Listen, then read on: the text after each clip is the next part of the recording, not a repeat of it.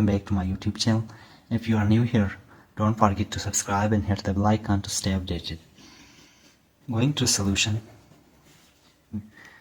we have a nice simplified equation that's under root 2 for under root 3 plus under root x is equal to 4. As we know that this radical sign is equal to 1 power 1 over 2, so we can write it as 2 power 1 over 2 into under root 3 plus under root x is equal to, we can write 4 as 2 power 2.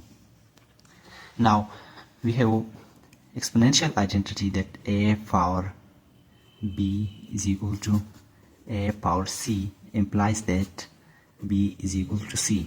Applying this identity here, we have same basis on both sides, therefore their exponents are also equal. So we have 1 over 2 and 2 under root 3 plus under root x is equal to 2. Now multiply both sides with 2. So we have this 2 will be cancelled with denominator.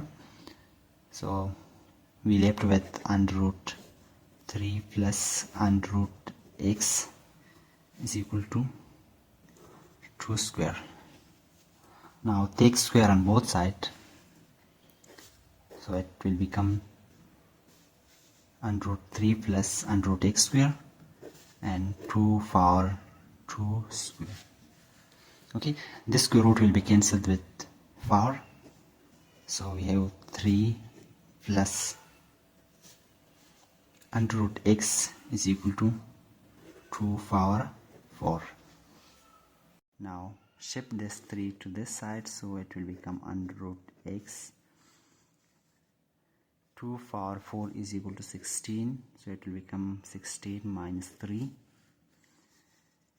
Now take square on both sides. Under root x square is equal to 13 square.